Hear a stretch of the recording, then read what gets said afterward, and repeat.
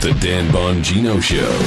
Get ready to hear the truth about America with your host, Dan Bongino. Welcome to the Dan Bongino Show. Producer Joe, how are you today? So good to be on one of the most popular conservative podcasts in the nation, Dan. Well, thank you to our listeners. Yeah, we really appreciate that. Thank you for spreading the word, too. For those of you who don't know, by the way, it's funny. Liberals beat me up about this on social media all the time, Joe. They're like, Dan Bongino, he always said, one guy wrote, he has eagle eyes on Twitter, like he sees everything. Of course I do. The show's called The Dan Bongino Show. Yeah. I'm in the content creation sphere, folks. We promote our content because we want our ideas out there. Yeah. So we go to social media and we look. Bottom line is, I see on Twitter and on Facebook through a mentions type app. It's called Creators now on Facebook. You get it if you have a blue check mark thingy. I don't say that to be Mr. Hey, look at me. I'm just telling you that's what comes along with having a verified page. In those apps, you can see and sort for your name. So I have a very unique name. It's not Smith, it's Bongino. So if you write something nice about our show, I typically see it. I spend a lot of time micro-targeting people and liking their stuff and sharing their stuff. So bottom line is thank you very much. Hey, Liberals beat me up on that. Real quick, too. Something cool I did last night. I've got an Amazon Fire Stick, and I said, play the Dan Bongino Show. It did. And it did? Oh, cool. That's good to know. Yeah, thanks for telling us that. I didn't even know that. But yeah, that's I appreciate it, folks. Thank you for spreading the good word. All right, I have a lot to get to today. As always, I get a lot of listener feedback, which I read. Mm-hmm. Forgive me for not being able to respond to all of them. I used to at least send a thank you. But honestly, folks, the show has gotten so big that in order for me to respond to everyone, I won't be able to read everyone. So I'm still reading all your email, but I don't get the time to respond to them. But one of them that keeps coming up and people still don't get, and I want to explain it in terms of a bigger picture, is I don't get it with this Page thing. Why surveil Carter Page after he left the Trump team? But this is important. It's not just even about the Trump spying scandal, the Russian collusion nonsense. It's more about understanding the mechanics of government spying, folks, and why we are so, I believe, in danger of falling towards police state tactics right now. So I want to explain to you something. And when I explain it, I think it'll make sense why the Page surveillance warrant and why you, specifically listening, should be like, oh boy. And pay attention, maggot! Is that Art Lee Ermey? Yes, there? it is. Yeah, we love him. He's great. All right, folks, today's show brought to you by our buddies at iTarget. Hey, anybody can shoot a firearm, okay? Anyone. But can you shoot a firearm accurately? That's what matters. Competitive shooters, right, who do this, dry fire, 10 times more than they live fire. 10 times. Why? Because, he's always messing with me, this guy. Because dry firing, in other words, not with live ammo in the chamber, is a great way to work on your trigger control, trigger pressure, your sight alignment, your grip. These are all components of solid shooting fundamentals, okay? The best way to take your dry firing practice to the next level is with the iTarget Pro system. That's the letter I. The website is itargetpro.com. That's the letter I, targetpro.com. And what is this system? It's so simple. They send you a laser bullet for the firearm you have now. You don't have to buy any special firearm, any special manipulations, nothing. You have a 40 cal, they send you a 40 cal laser bullet. You have a 9mm, they send you a 9mm laser bullet. 38, whatever it may be. You drop it in the chamber. After safely unloading, check it twice, check it 3 times. Look, listen, feel. Make sure you put that in an empty weapon, right? Put it in there, and when you fire and you depress the trigger, the dry fire, it'll hit the laser bullet, the stopper, and it'll emit a laser onto a target they send you. It almost makes a video game out of your firearm practice. People love this thing. It'll map these on a phone app, and you can actually see where the rounds went. It is incredible. Go give this thing a shot. It's at itargetpro.com. That's itargetpro.com. And here's a promo code for you. Save 10%. Dan, my first name, D-A-N. Promo code Dan, save 10%. You will love this thing. Military, cops, Second Amendment advocates, self-protection advocates, hunters, anyone who you need to learn how to shoot a firearm in the safety and security of your own home, go to the itargetpro.com website, pick up itargetpro.com, promo code Dan, save 10%. Okay. One of the questions I keep getting, I explained it a little bit last week, is I don't get it. So they surveilled Carter Page and applied for a FISA warrant after he leaves the Trump campaign in October. This doesn't make sense. How were they surveilling the Trump team like you keep claiming? And for those of you who understand the British connection, how they were using the British and the unmasking requests based on reverse targeting. In other words, the Obama team said they were targeting foreigners, but I believe, in fact, they were targeting U.S. citizens on the Trump team. So you say you're targeting foreigners, but you're really, in that conversation, you're targeting the U.S. citizen who's talking to the foreigner, right? Combine that with the fact that we were getting information from the British, from the Dutch, and from others, I believe, as well. That's what I believe was the illicit spying operation on the Trump team. Now, they had to formalize it to put legal cover on this, so they get a FISA warrant in October for Carter Page, a Trump foreign policy associate, after he leaves the team. The question I keep getting, why? It doesn't make sense. He already left. Well, folks, there was a thing in the NSA called the 3-hop rule. It's now the 2-hop rule. But what was a hop, and what does a hop mean? Yeah. Now, I don't go over any of this with Joe because I want Joe he's the audience ombudsman. Never but heard this is of it. how scary this stuff is. And a lot of people haven't. If I get a FISA warrant, Joe, to tap into your emails, because you're guilty, as you always are, Joe, of felonious mopery in the umpteenth degree. It's poor Joe. He's going to jail forever. He's been charged so many times with felonious mopery in various degrees, including the umpteenth. And I get a FISA warrant on you for that. What I can do is I'm allowed to hop past your emails to other emails, too. So it's not just about you, Armacost. Oh, is that right? Now, yeah, this is pretty cool. Yeah. Now, I in the show notes today at Bongino.com, thank you, by the way, to everyone visiting my website and reading the show notes. I really appreciate it. It makes it so much easier for me to explain this. If you join my email list, I'll send you these. I include an article from NPR. NPR, not by any stretch a right-wing outlet, okay? But it's actually a decent piece. Now, it describes the 3-hop rule. It's from 2013, but it describes it very shortly and succinctly in about 400 words, and it's done well, so I included it in today's show notes.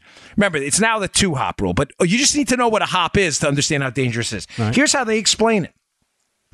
It says, testimony before Congress on Wednesday, remember, this was written in 2013, Joe, showed how easy it is for Americans with no connection to terrorism to unwittingly have their calling patterns analyzed by the government. This is really wacko stuff.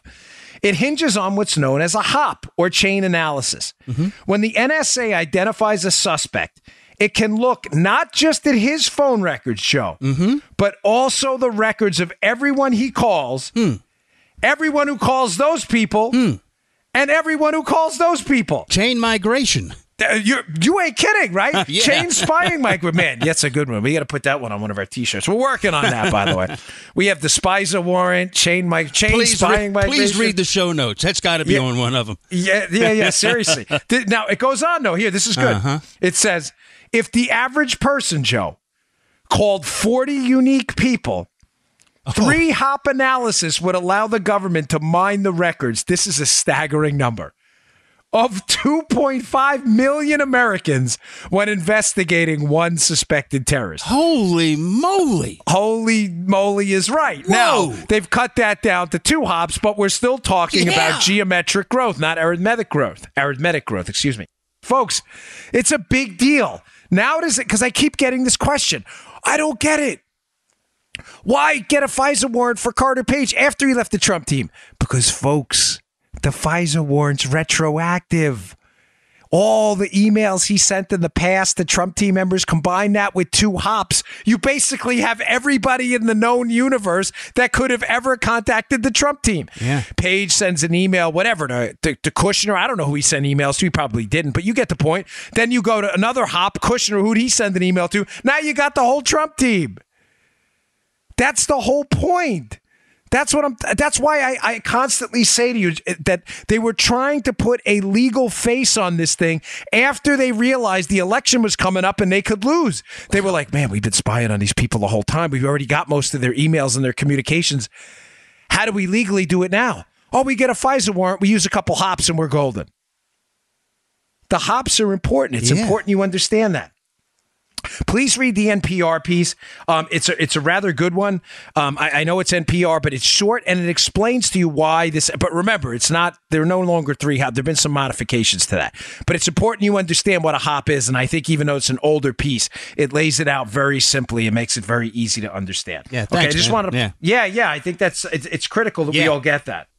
A couple other things that have happened since, and I have a number of other stories, folks. I know a lot of you are concerned that we're missing out on a lot of the economic news, the debt news, the budget news. Don't worry, we're going to get to a lot of that today too. But there are some things I want to tie up because it is breaking news as well, and it's very concerning. Yesterday I explained to you why the John Brennan CIA FBI connection and why John Brennan running for the hills right now is so critical. Brennan is trying to cover his butt, just like Susan Rice with that email we saw yesterday. I'll get to that in a second. But Brennan is now in the media trying to cover his butt. And folks, pay particular attention to the Brennan interviews. He does this in all of his interviews now. John Brennan, for those of you who don't know, was a former CIA director under Obama. And I covered in detail yesterday how I think he is one of the puppet masters in this. Based on the timeline, based on the briefings, based on when he said he got information, based on when he was giving that information to others, or it's likely he was giving that information to others based on their information they had. The problem is the CIA has a central role in the verification of foreign intelligence assets and foreign intelligence streams. That's what they do, folks. They gather intelligence. They have no law enforcement mandate. I said this yesterday. I can't emphasize this enough. Right. Learned it yesterday. Yeah. The CIA, they are not cops. They are not federal agents. The CIA, they're operatives, they're analysts, and they're operatives. These are people who are intelligence gatherers. They present information to the executive branch for the executive branch to be able to make decisions. They are not cops. They needed the FBI to engage in this counterintelligence investigation because the FBI can act against U.S. citizens based on the appropriate probable cause of evidence, probable cause evidence level, which I argued strongly wasn't there. In other words, the FBI acted against the Trump team without probable cause. That's the whole essence of this case. That it was based on the dossier, which was a hoax. Okay? Now, yesterday I did some research here, and I'm like obsessed with this case because it's so damaging to our national constitutional republic and the idea of liberty and freedom. And I came up with a BBC article that I also have at the show notes today that is absolutely damning. It's from earlier in 2017. But there's some pieces in there, and I'll cite them to you, and I'll put the article in the show notes if you'd like to read it yourself. But do what I do and take screenshots of the critical parts. This is crazy. Remember, this is from last year, okay? They're talking about the CIA and their role in this. By the way, I was reading this piece when I was getting an oil change at the local Ford yesterday. Gosh, it took forever, like 2.5 hours to get an oil change. I was like, man, can you guys speed it? It was the quick lane. The quick lane. Yeah. I'm like, dude, I would have been in and out of Jiffy Lube in like 10 minutes. I love Ford. Don't get me wrong. My Raptor's the greatest car ever. But man, you got to work on that quick lane, fellas. I should call it the slow lane. This is be honest with people. But I'm reading this stuff, and this is a damning piece, and it highlights what I covered on yesterday's show, that the CIA, Joe, had no law enforcement mandate to go after the Trump team. They needed the FBI. So this is why Brennan's running for the hills right now, because I think Brennan quietly knows he prodded Jim Comey into this investigation, into the Trump team, knowing that the information was suspect at the time. Here's a quote from the BBC piece. They're talking about Christopher Steele, by the way. Okay. They say, then in early October, he came to the U.S. and was extensively debriefed by them over a week. The FBI, that is. He gave the FBI the names of some of his informants, the so-called key to the dossier. They're talking about Christopher Steele again, the source of all this dossier information. This is crazy, Joe. But the CIA never interviewed him and never sought to. This comes from several people who are in a position to know. They're alarmed at how the investigation is going and worried it's being fumbled. One said, this is important. Listen to me, folks. This is from an inside source. The FBI doesn't know about Russia. The CIA knows about Russia. Any sources Steele has in Russia, the FBI doesn't know how to evaluate. The agency does, talking about the CIA. Yeah. Who's running this thing from Moscow? The FBI just aren't capable on that side of even understanding what Chris Steele has. Another reflected growing frustration with the inquiry among some who served in the Obama administration. They said we used to call them the Phoebes. They would make the simple case, talking about the FBI, but they would never see the bigger picture. Folks, you may say, well, Dan, in one respect, you're telling us that Brennan's the puppet master here. And now in another respect, you're citing an article from the BBC that the CIA never even interviewed Steele and never sought to. Folks, that's the point. That's exactly... Now, Joe, I see the look. I know you're a little confused here. So you are the audience ombudsman, as always. If I don't tie this up, you must let me know. Yeah, tie it up. During yesterday's show, I'd said to you that Brennan, I strongly believe, knew that a lot of the information in this dossier provided by Russian sources was, in fact, not going to turn out to be accurate. Okay. Brennan does not want his hands on this thing, but needs the Trump team investigated on behalf of the Obama administration, okay? All right. The CIA, Joe, remember, operates overseas all the time. If anyone has Russian sources, it's the CIA. And if anybody has the ability to verify Russian sources that Steele has, it's the CIA. But the CIA doesn't interview Steele. And according to the BBC piece, they don't even want to. Why would that be? Maybe because Jim Brennan the entire time is suckering Harry Reid through that meeting he had in August when he goes over to the Hill and tells Harry Reid, hey, look at this dossier. What does Harry Reid do next, Joe? Harry Reid sends a letter to who? The FBI, citing information in the dossier, saying, hey, you guys need to look at this. Whoa. Now, bingo, look at it. Now we got a domestic law enforcement agency looking into the Trump team that has the power to make arrests. Uh-huh. In other words, Joe, the CIA doesn't interview Steele because Brennan and his people want plausible deniability. They want to say, oh, we didn't verify this. Look, we gave Steele over to the FBI. And by the way, and I said this yesterday, folks, conveniently, the CIA absolutely knows Steele's worked with the FBI before. I'm asking you this. I'm just going to put this out there.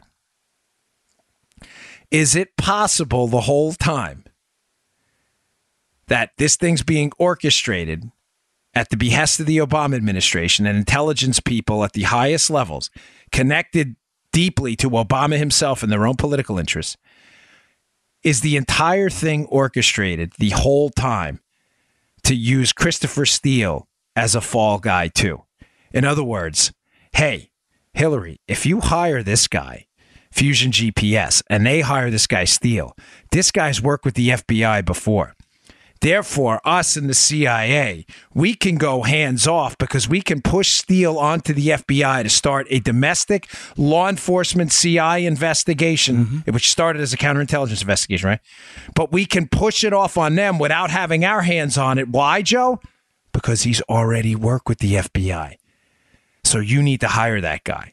Does that make sense? Yes, the way he manipulated Reid, that makes sense too. I'd forgotten about that. Yeah, right. So, hey, Hillary, wink and a nod. You need to hire Fusion GPS. They're going to hire this guy Steele. By the way, he's already worked with the FBI. Brennan, hey, look, we have this dossier. I'm going to go up to Capitol Hill. Are you going to interview Steele, Brennan, with the CIA? Because you have contacts in Russia. No, we're not going to touch it because Steele's already worked with the FBI. Don't worry. Wink and a nod, Joe. The FBI's got this. But they don't go to the FBI. They go to Harry Reid. One connection away. They say, hey, Harry, listen, we got a problem here. We got this dossier. Is it a hoax? Oh, maybe, but we need an investigation going on. What does Harry Reid do? Fires off a letter to the FBI the next day or 2 days later and says, hey, we need an investigation into the Trump team. Look at all these allegations. The FBI now under pressure is like, oh, my gosh, we better get going on this. Yeah. You see what I'm saying, Joe? Oh, yeah. The BBC article is evident of the genius, the tactical genius, evil, diabolical, but the tactical genius, I think, was involved here. I think it was a mechanized plan the whole time. They already had this thing lined out. If we use this guy Steele, then the CIA, Brennan, our hands are off this, even though we started the whole thing. Because we've been working with the Brits, Joe. We've been providing a lot of intel. The intel's unmasked. But now we can get this into the law enforcement sphere. We can get a FISA warrant, put a legal FBI cover on this thing. But to do it, I can't go to the FBI. I don't want my hands on this. So I'm Brennan. I go to Harry Reid. Harry Reid sends a letter. Harry Reid sends a letter about information provided on a guy the FBI, whoa, convenient, has already worked for in the past. All of a sudden, the FBI's involved, and they get a legal cover through a FISA warrant that the CIA can't swear to, Joe. The FBI has to. Now you have a legal cover for an illicit operation. That tied it up nicely for me. Thank you. Amazing, huh? The scam that went on here? Folks, I've never been more convinced that that's what happened, ever. I mean, it's really disgusting what I think happened here. Yeah. Beyond belief that our agencies were weaponized like this.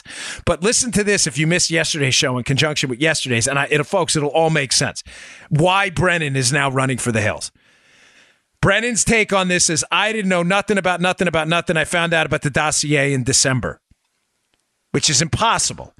because he briefs Harry Reid, and information Reid has about the dossier then appears in a letter 2 days later to the FBI in August. December. August is before December. Last time I checked. Yeah. Brennan is now running for the hills because he realizes he has severe liability in this. But as I said this morning on another radio station to Brennan and all these other guys, fellas, I'm serious. Stay off the cable news channels. Find yourself a good lawyer. Really. I cannot give you any better advice. Stay off the cable news channels. All right. I got a couple more things to get to, and I want to get to some a great article I saw at the Washington Times eviscerating this idea that Obama is somehow responsible for the economic recovery. Give me a break. Come on, folks. Let's get real. All right. Today's show also brought to you by our buddies at Filter By. What do we got here? Here we go. Filter By. Thankfully we have so many great sponsors. It's actually getting hard to find their ads. It's been cold this year. It's been a really cold winter. Dallas was down to 11 degrees. New York 9 degrees. Minneapolis for the Super Bowl was like -5 or so. Winter's in full swing. Excuse me. Freudian slip. Full spring. I'm looking forward to that. And your HVAC system is working overtime. You got to maintain your filters, folks. When I moved into my house, mine were all clogged up, caused a lot of damage to my system. I had to replace both units at the same time. But that's not the only part. Not only have dirty filters and a struggling HVAC system, you're also breathing unhealthy air. You might find yourself with no heat and thousands in repairs. There's a better way, folks, with FilterBuy.com. America's leading provider of HVAC filters for homes and small businesses. You got a small business with 100 filters? These are your guys. You got a home with 5 or 6 air filters? These are your guys too. FilterBuy.com carries over 600 different filter sizes, including custom options, which is cool, all shipped for free within 24 hours, plus they're manufactured right here in America. We always appreciate that. FilterBuy offers a multitude of MERV options all the way up to hospital grade. So you'll be removing dangerous pollen, mold, dust, and other allergy-aggravating pollution out of the air while maximizing the efficiency of your HVAC system, which is good for me. I have allergies. Right now, you can save 5% when you set up auto delivery. I mean, who wants to think about this every year? Just set up auto delivery. You'll save 5%, and you'll never need to think about air filters again. Save money, save time, breathe better with FilterBuy.com. That's FilterBuy.com, FilterBuy.com. Okay. Another interesting development yesterday in this case is the Susan Rice email that was uncovered pursuant to the release of a Grassley memo. Folks, here's the I have a copy of the email, but I just want to read to you one sentence of it to show you how, keep in mind, this is Susan, show you how disturbing this is, by the way. Susan Rice, by the way, is a famous Benghazi. The video did it, Talking Points fame, and also Susan Rice of MSNBC. We didn't unmask anyone, except we did unmask anyone fame. So Susan Rice has, keep in mind, zero credibility. She was Barack Obama's national security advisor. She sends this troubling email, Joe. And I say troubling because the left is painted and trying to paint the picture here like, oh, it's not troubling at all. Let me just read to you one sentence of it.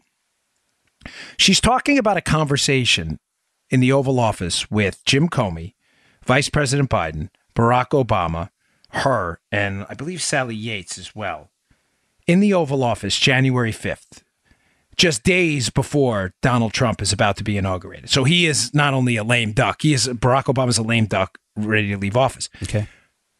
She sends this email, though, on January 20th, memorializing a January 5th conversation. And here's one of the key sentences she writes in there. She writes, President Obama began the conversation by stressing his continued commitment to ensuring that every aspect of this issue, talking about the Trump thing, is handled by the intelligence and law enforcement communities, quote, by the book. And she puts quotes in there. In other words, insinuating those are the exact words Barack Obama used. Now, folks, this is a really troubling email because when you handle things, quote, by the book, why do you, by the way, folks, she sends this email to herself. You may say she did what? Yes, Susan Rice sends this email to herself. Literally right before Donald Trump is about to become president. Now, portions of it are redacted. So there's other things she writes in the email that we haven't seen. All right. But I just want to ask you a very simple question. Did you ever see, Joe, the movie G.I. Jane with Demi Moore? Yes, I did. You know, I get it. A lot of PC stuff in there. But I don't know. I kind of dug the movie when I was younger. I thought it was a good movie. I just like hoorah stuff. I don't care what But, you know, there's an interesting line in there where she walks into the commander of the base, the Navy SEAL base. It's a woman trying to become a Navy SEAL. And she walks in and she gives this big speech to him and about how, and then she leaves it off at the end, but she's like, hey, I'm not trying to make a statement here. And the guy has an interesting line in return. The commander of the base says, people who don't want to make statements don't make statements about not making statements. In other words, if you don't want to make a statement, just shut up, right? Just shut up. People who do things by the book don't send themselves emails about doing things by the book. Folks, during my time as a Secret Service agent, I can't give you an exact number, but I was probably involved in 10 to 15 significant federal investigations. Remember, half of my time in the Secret Service was spent on protection. We're not like the FBI that does investigations or counterintel all the time. We don't do that. We do protection, obviously, and then we do criminal investigations too. But I was involved in some pretty significant investigations. I don't say that as to impress anybody. I'm just telling you they were significant in their financial impact and their connections to terrorism in some cases. I never one time sent myself an email saying that my boss, Marty, at the time, who was the resident agent in charge of the Melville office I worked in, it's just outside of New York. I never sent an email to myself one time, hey, Marty told me we're doing things by the book. Why? I don't understand why you would do it. You have to ask yourself, what is the incentive for someone to send themselves an email like that? Does it make any sense? And I'll answer it for you in a minute. I don't like leaving you hanging. But I want to leave you with another question, too.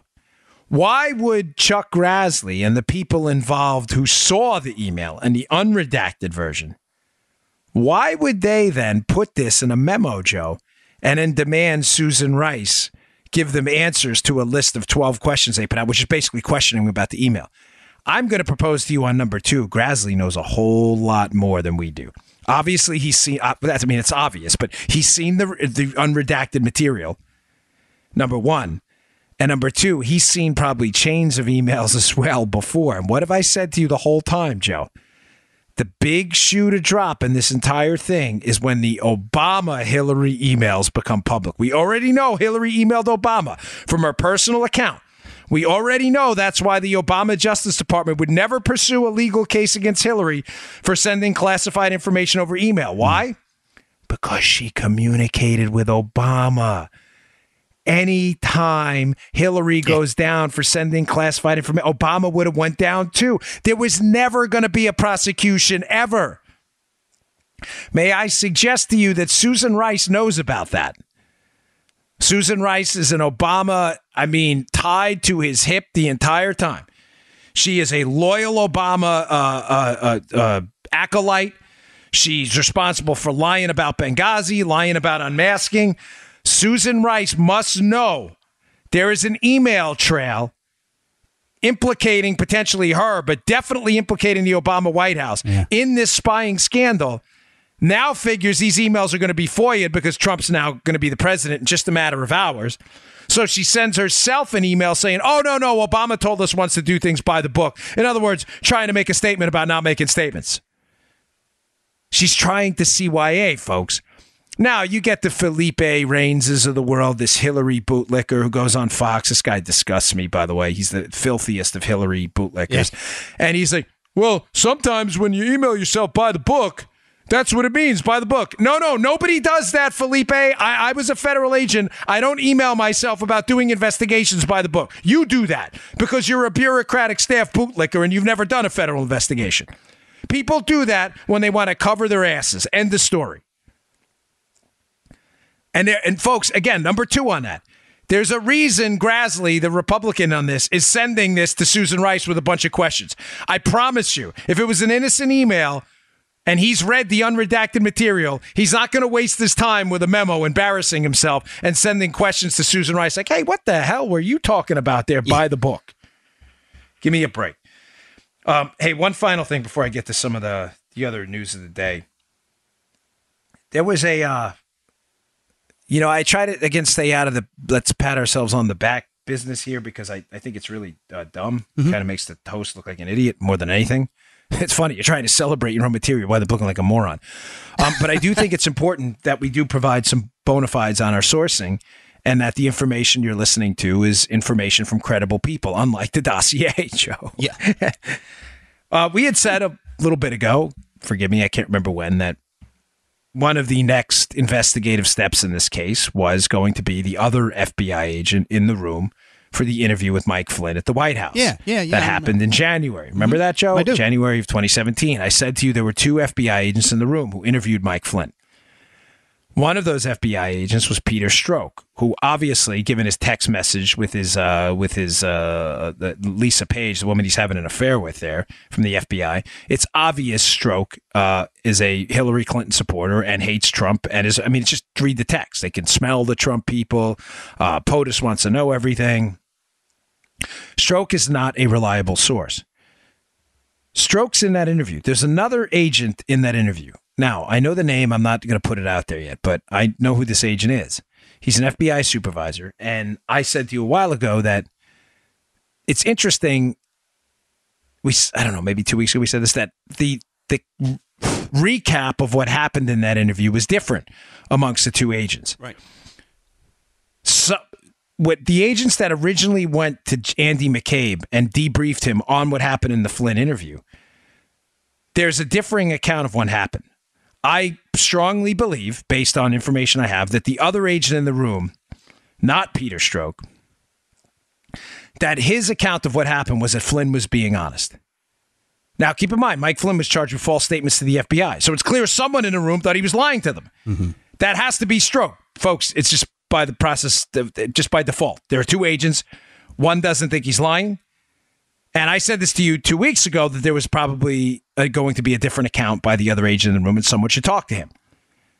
Now, there's a Byron York piece that's fascinating. Byron York piece. Hold on, let me just pull the headline because this is really cool. Because I was very... Here's the Washington Examiner piece. Byron York. Comey told Congress FBI agents didn't think Mike Flynn lied. Byron York, February 12, 2018. Jim Comey was the FBI director. Mm-hmm. He told Congress in March, after the interview, Joe, the interview happened in January, that he didn't think Comey lied either. Mike Flynn lied either. So how the hell was Mike Flynn charged in December with false statements to the FBI?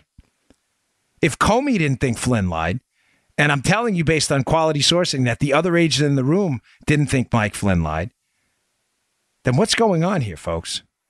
Well, I've told you from the start, Mike Flynn was a scalp. In addition to Brennan, the CIA folks in the Obama administration needing a legal investigation and a forward face for this operation against the Trump team, Brennan using the FBI to do that, they also needed later on, through the Mueller special counsel, to arrest someone. Someone had to be arrested. A scalp had to be claimed in this. Mike Flynn was the most convenient scalp of them all. Mike Flynn was a convenient scalp because there were people in the FBI who had personal animus towards Mike Flynn based on some interactions he had had with Andy McCabe in the past on other issues. They did not like Mike Flynn. Hillary Clinton didn't like Mike Flynn because of the lock her up speech and other things like that. Flynn was a convenient target, folks. Wait till this other FBI agent subpoenaed. You're going to get an entirely different story. Now, you may say, Joe, a fair question right now would be, all right, Dan, but you haven't explained to us then what the hell happened. If someone said he lied, what happened and what do you think happened? Here is my opinion on what happened. These FBI agents, Peter Strzok and the other guy, they walk in the White House to interview Flynn. They don't tell Flynn it's a criminal interview at all. He has no idea. He has no lawyer present. They ask him about a conversation he had while in the Dominican Republic with the Russian ambassador about sanctions. Flynn at the time either says he didn't have the conversation or he doesn't recall the conversation with the Russian ambassador about sanctions, but they have the transcript because they've already been spying on Flynn. They have the exact words. Now, you may say, well, if Flynn said he didn't have a conversation about sanctions and the transcript shows otherwise, or if he said he didn't recall it, then clearly he lied. Did he? Let me just throw something out there, folks. You listen to this show, you're going to get it first. Flynn was on vacation. He's in the Dominican Republic. When did that call happen? What do people do on vacation? Maybe, see what I'm doing, Joe? Yeah. Maybe Flynn legitimately didn't recall. Yeah.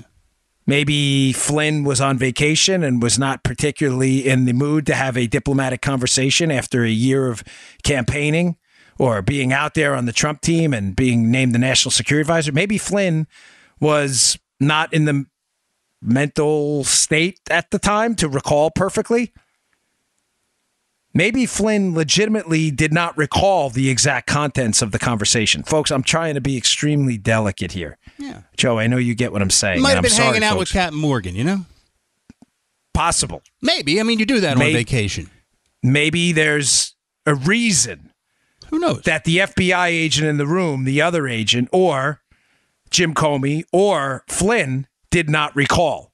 And maybe Flynn was being absolutely honest when he said he did not recall. Yeah. Folks, we don't recall a lot of things. I'm just saying, you heard it here first.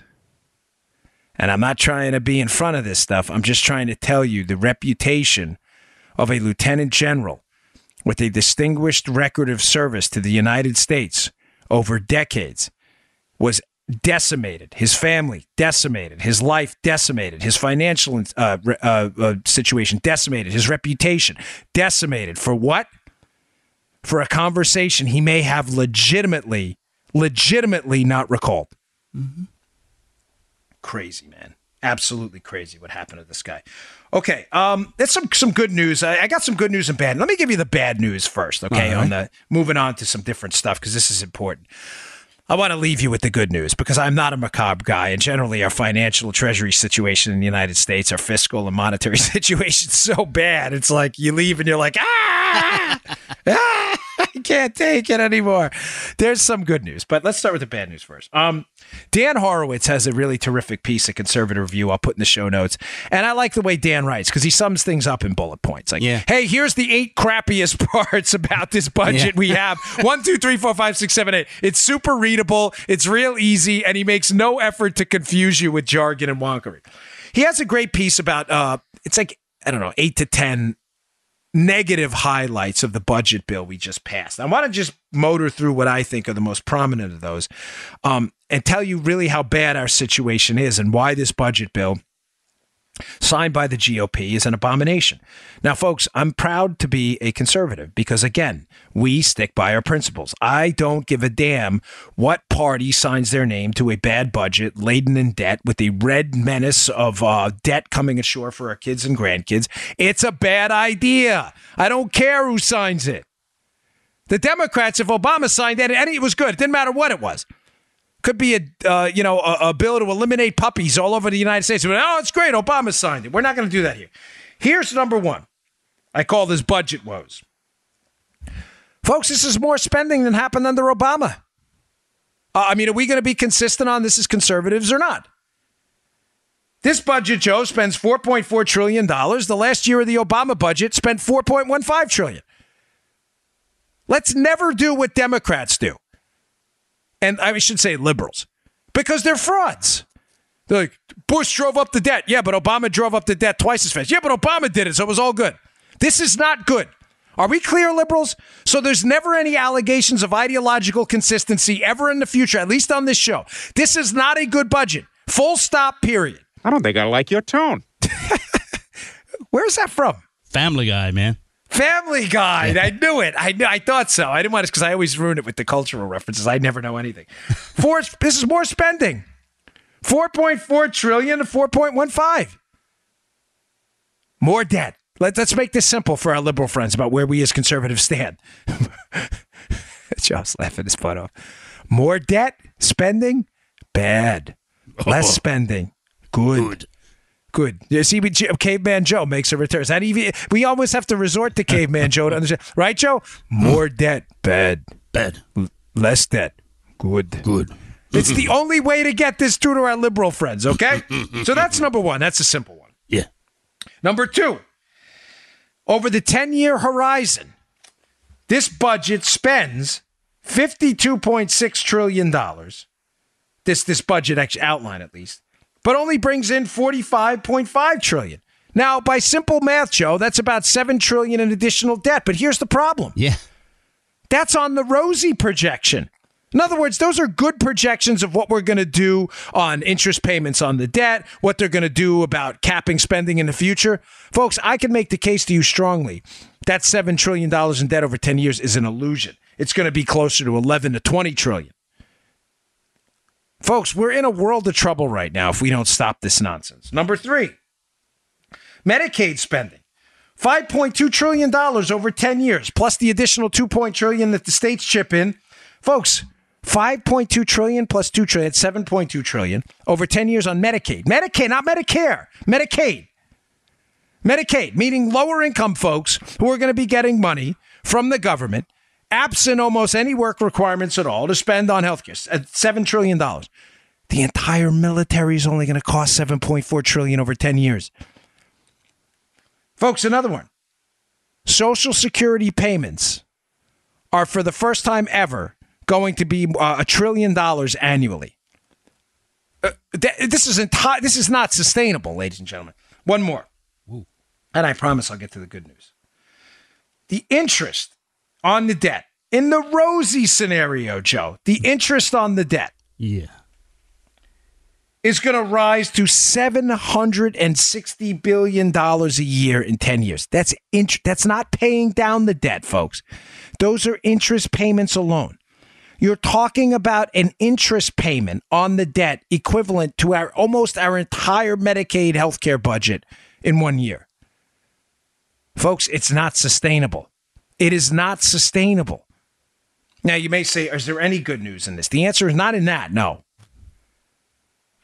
But I'm always reminded of that Herb Stein line where he says, Ben Stein's dad, what can't continue won't.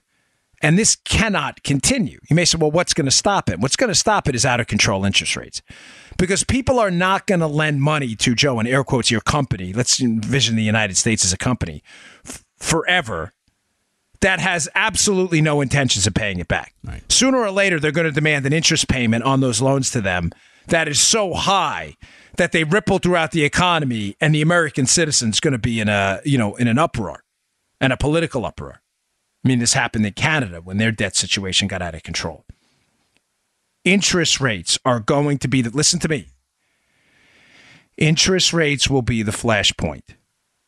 When interest rates start going up because both individual citizens and foreign governments stop lending the U.S. money, because, Joe, sooner or later, they're all going to come to the conclusion that this is never going to be paid back. Yeah. Folks, it's not.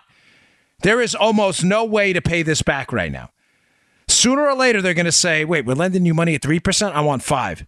Someone else is going to say 5. I want 10. Yeah. I want 15. I'll be like, oh, that never happens. Really? You remember what mortgage rates were in the 80s? 12, 15%? Yeah.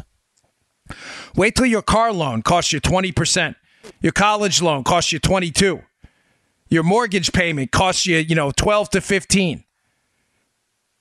People are going to be really pissed, folks. And that's when even the most hardened Democrats are going to start reevaluating the role of government debt in their lives. The problem now is there's no consequence. The debt is going to be signaled by interest rates. Interest rates will be the canary in the coal mine. Now, here's some good news for you. Another great piece, the Washington Times today, I'll put in the show notes at Bongino.com. Again, subscribe to my email list. I'll send them right to you. By I think it's Pete Ferrara, but it's a very good piece, very short, but it's good. And it also has some links in it that are very good as well. They talk about how economic growth, or Ferrara talks about in the piece, how economic growth is really starting to turn around, Joe. And he basically just destroys the laughable claim that the Obama policies have anything to do with this. Folks, it doesn't make any sense, okay? If the Obama policies had anything to do with economic growth, I want to ask your friends a fundamental question. I've asked this before, but it's important I reiterate this because it just requires simple logic. It doesn't require you to really think outside the box. If Obama had a series of policies, Joe, which he did, these are documented. This is not a myth. It's not fantasy. It's not a Teddy Ruxpin tale, okay? Barack Obama hiked taxes. He did. He hiked the income taxes. Yeah. He hiked, the Obamacare tax was instituted. This is all on the record. I mean, this is not mystery, okay? Right. Obama was also a big fan of government red tape. We saw an explosive growth in the Federal Register. What is the Federal Register? The Federal Register is basically a book the federal government keeps of government regulations. We had record numbers of pages added, which is a significant and relevant proxy for regulations. So now we know two things. We know Barack Obama was the regulator-in-chief, and he was the tax hiker-in-chief. Mm-hmm. Now, as as is laid out in this piece, the recession and the recovery from the recession during the Obama years was the worst in modern American history. And in the Washington Times piece, he lays it out by category, by income growth, by GDP growth, by wage growth, labor force participation. These are hard numbers, folks. These are indisputable metrics. If those policies, hiking taxes and instituting massive amounts of red tape, were successful in recovering the economy, then why was the economic recovery the worst we've seen in modern American history under Obama? And this is critical, part number 2. And this is the question you need to ask your liberal friends. Why did that only turn around when Trump was elected and those policies were reversed? Folks, you would be making a salient, cogent argument if Trump continued the Obama policies and the economy began to turn around. You would. You'd be saying, well, Trump continued to hike taxes, continued to regulate the economy. Now we're at 3% growth or closing in on it, which is a point above Barack Obama's 2% growth. Makes sense, right? Maybe it took a while, but those policies are now starting to work. Folks, that's not what happened. Trump gets into office, immediately starts talking about tax cuts, actually cuts taxes, and begins a massive deregulatory effort to get the government out of your business life. And all of a sudden, the economy turns around. What you're saying makes absolutely no sense if you're using simple logic, which I know is tough for liberals. Just look at the article, look at the notes, look at the data. That's when it began to turn around. Now, you may say, well, what's the good news portion of this? Now that we're seeing significant growth in oil and petrochemical production in the United States, I mean explosive growth, back to when it was $100 a barrel, that kind of level of production. We are becoming the, Saudi Arabia of North America when it comes to oil production. Trump has deregulated the economy to a large extent. We're wiping out 20 plus regulations for every new one instituted. He has cut taxes. You're seeing economic growth finally close in at 3 and 4%. And I've given you these numbers before. You know the rule of sevens? The economy will double in 10 years if we grow at 7%. Mm-hmm. Let's be honest. 7% is not really practical. It's not going to happen. The last person to get even close was Reagan in 1 year. But folks, here's the good news. If we grow, and this is in the piece, by the way, in the Washington Times piece, if we grow at 4%, the economy doubles in 17 years. Doubles. Folks, that is in your working lifetime. Even for people in their late 40s and early 40s like me, I will still be working at 60. A lot of Americans will. Many Americans work till 65. The guy who cuts my hair, I love the guy. He's the best. Robert, Palm City Barbers. He gives a great haircut, by the way. Guy's 71. Does the best haircut I've ever seen. Guy's terrific.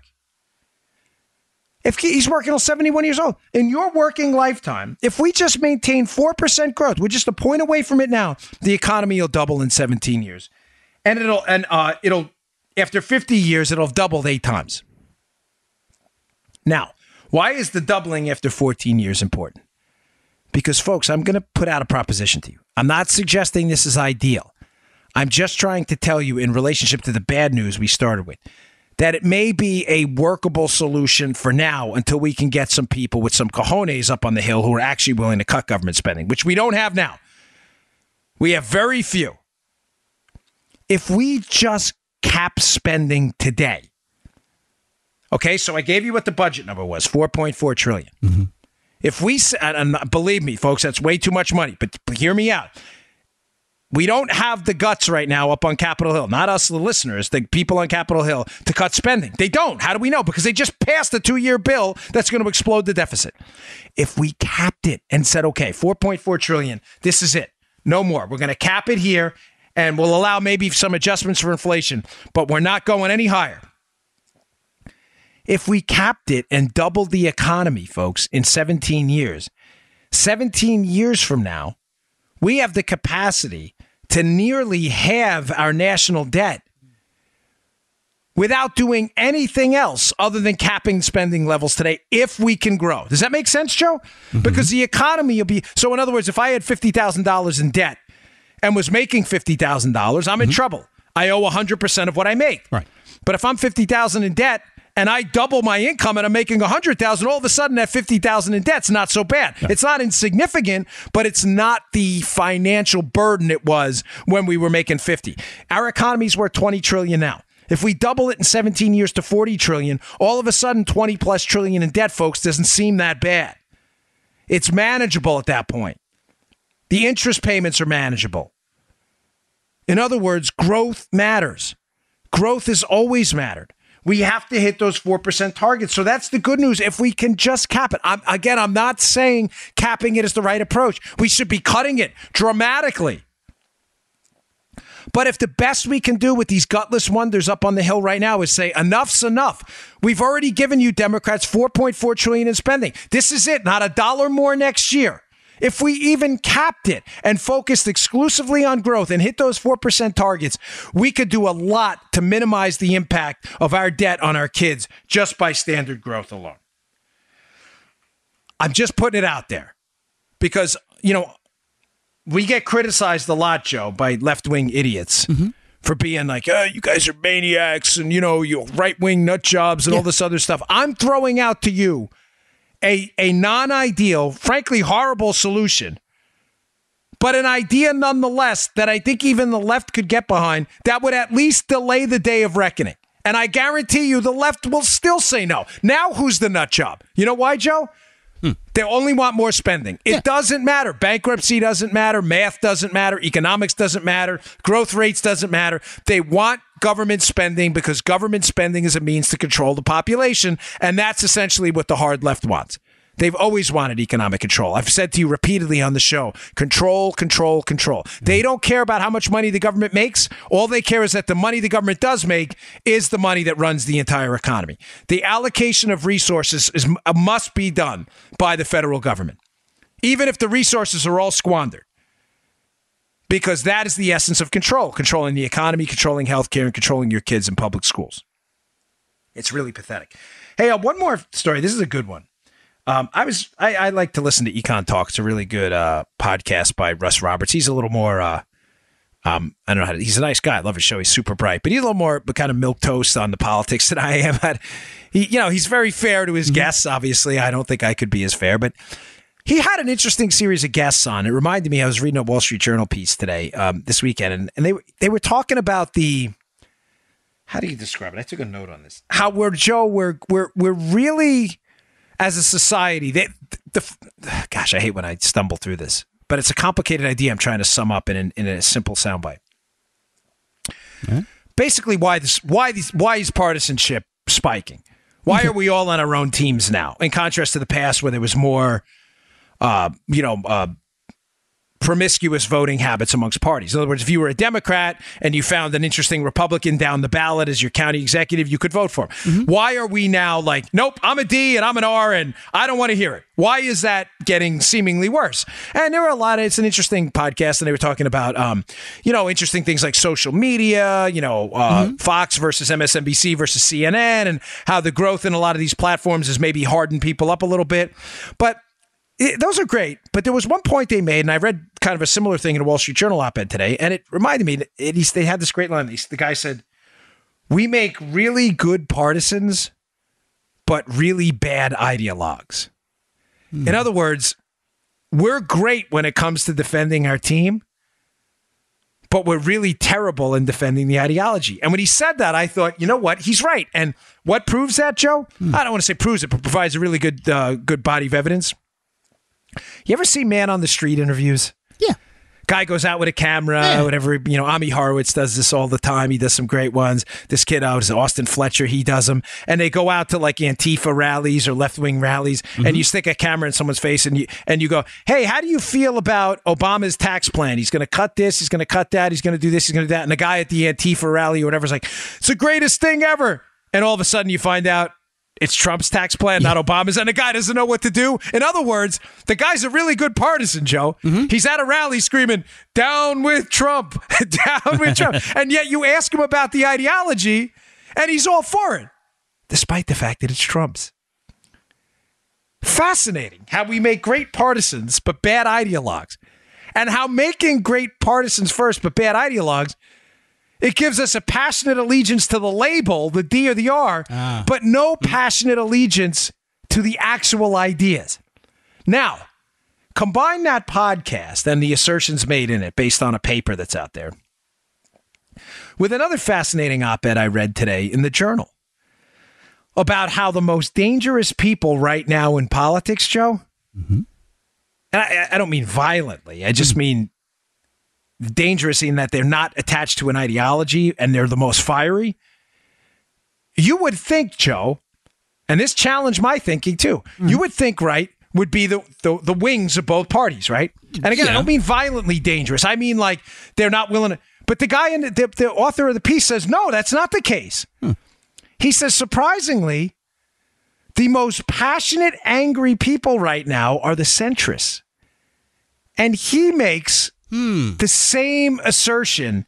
And these two are not referenced in the podcast. I just want to be clear on this. In other words, the podcast doesn't reference the article doesn't reference the podcast. Because he says, Joe, exactly what the other guy's saying about we're good partisans but bad ideologues. That when you're not attached to a fundamental ideology, in other words, you're a centrist, you're a squishy moderate, you're not attached to a right wing or a left wing or anything. Right.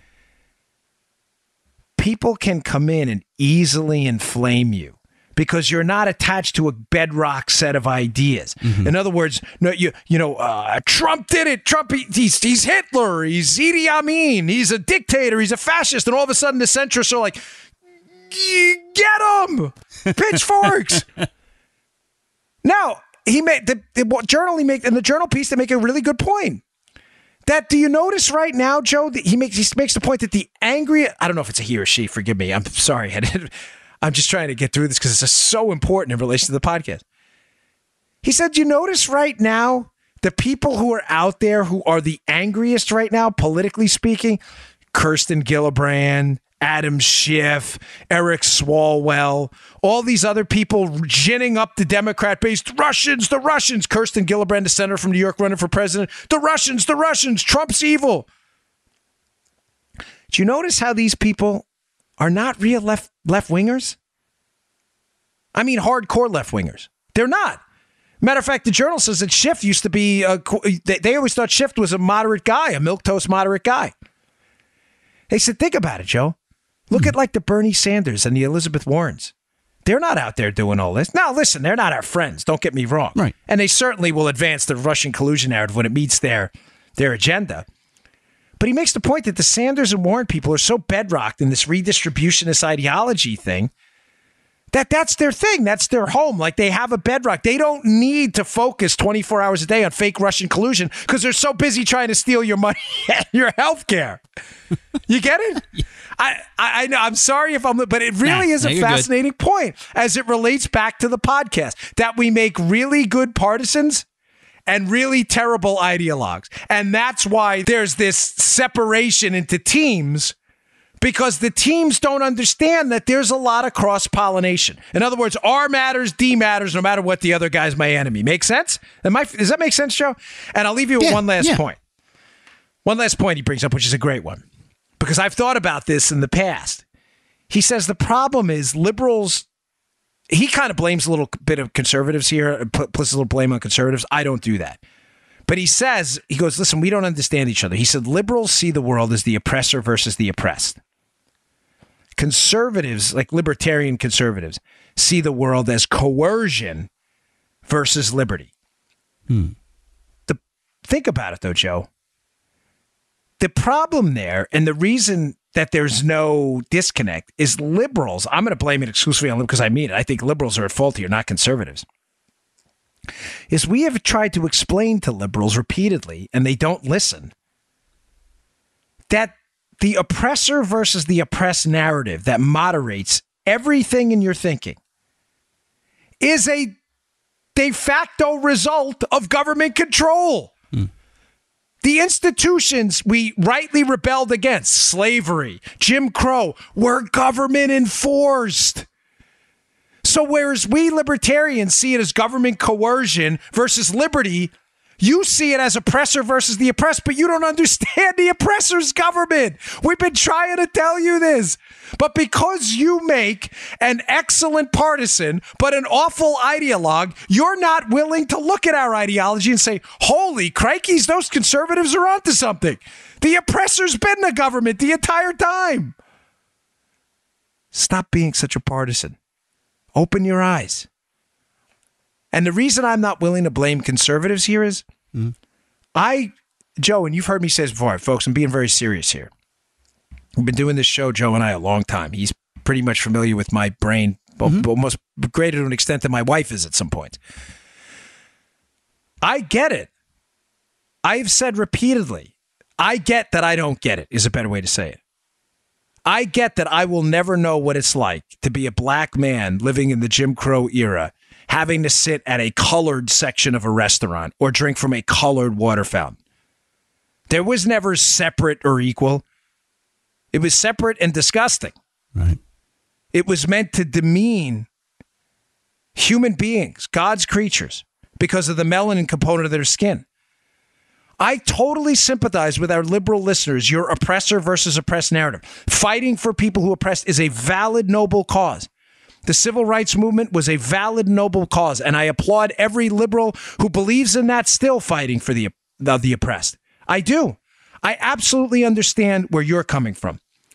I'm just asking you to stop being such a great partisan and be a better ideologue, though. For a second, understand your own ideology, but try to make an attempt to understand ours. We're just trying to tell you that the oppressor may be the coercers in government who have the legal ability and a monopoly on force to get people to do things they don't want to do and enforces indignity. I see your point. Maybe you should see ours. All right, folks, thanks again for tuning in. I really appreciate it. You can get these articles at Bongino.com today. Please check on my website and subscribe to my email list. We'll send them right to your inbox. Thanks a lot. We'll see you tomorrow. You just heard The Dan Bongino Show. Get more of Dan online anytime at conservativereview.com. You can also get Dan's podcasts on iTunes or SoundCloud. And follow Dan on Twitter 24/7 at DBongino.